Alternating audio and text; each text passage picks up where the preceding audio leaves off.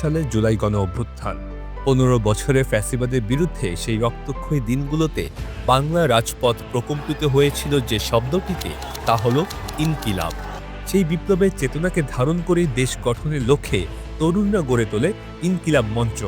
সম্প্রতি এই মঞ্চের অন্যতম মুখপাত্র এবং লড়াকু সৈনিক শরীফ ওসমান হাদি নির্মমভাবে শহীদ হন, কিন্তু তার কণ্ঠে উচ্চারিত ইনকিলাব জিন্দাবাদ স্লোগানটি আজও লাখো তরুণের রক্তে আগুন ধরায়। মাত্র দুটি শব্দ, কিন্তু এই দুটি শব্দ যখন একসাথে উচ্চারিত হয় তখন স্বৈরাচার আর সাম্রাজ্যবাদের ভিত কেঁপে ওঠে। কিন্তু এই স্লোগান কিভাবে এলো? এর আগে কোথায় বিপ্লবীদের কণ্ঠে শোনা গেছে ইনকিলাব জিন্দাবাদ? এই উত্তর খুঁজে পাবেন ইতিহাসের পাতায়। ইনকিলাব জিন্দাবাদ স্লোগানটি ব্রিটিশ বিরোধী বিপ্লবী ভগৎ সিং এর ট্রেডমার্ক ছিল। ফাঁসির মঞ্চে দাঁড়িয়েও তিনি হাসি মুখে এই স্লোগান দিয়েছিলেন। কিন্তু যদি বলি ভগৎ সিং এই স্লোগানের স্রষ্টা ছিলেন না, যদি বলি ব্রিটিশদের রাতের ঘুম হারাম করে দেওয়া এই স্লোগানটি আসলে লিখেছিলেন একজন কবি এবং একজন সাংবাদিক। মানুষটির নাম মাওলানা হযরত মোহানি। তিনি ছিলেন একাধারে একজন প্রখ্যাত উর্দু কবি, সাংবাদিক এবং কট্টর ব্রিটিশ বিরোধী আলেম। ১৯২১ সালে অল ইন্ডিয়া কংগ্রেসের আহমেদাবাদ সেশনে তিনিই প্রথম পূর্ণ স্বরাজ বা সম্পূর্ণ স্বাধীনতার দাবি তোলেন।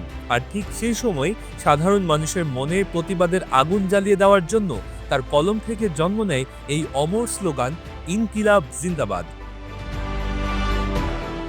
ইনকিলাব একটি আরবি শব্দ যার অর্থ বিপ্লব বা আমূল পরিবর্তন, আর ফার্সি জিন্দাবাদ শব্দের অর্থ দীর্ঘজীবী হোক।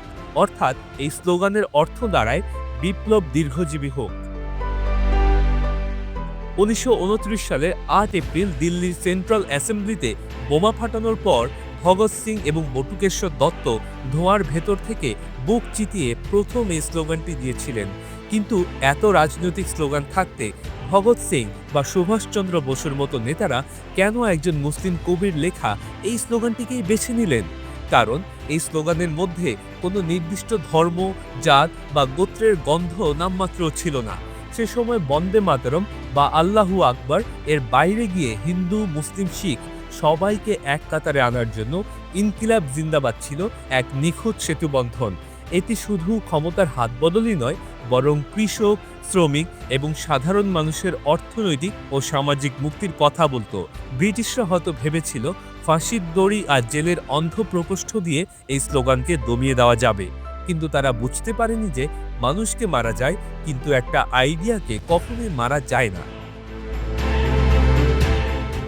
মাওলানা হযরত মোহানির কলম থেকে জন্ম নিয়ে ভগৎ সিং এর কণ্ঠ হয়ে ২০২৪ সালের জুলাইয়ে রাজপথ এবং শহীদ শরীফ ওসমান হাদির রক্তে রঞ্জিত এই ইনকিলাব জিন্দাবাদ তাই শুধু একটি স্লোগানই নয়, এটি শোষকের বুকে কাঁপন ধরানো এক চিরকালীন প্রতিবাদের নাম।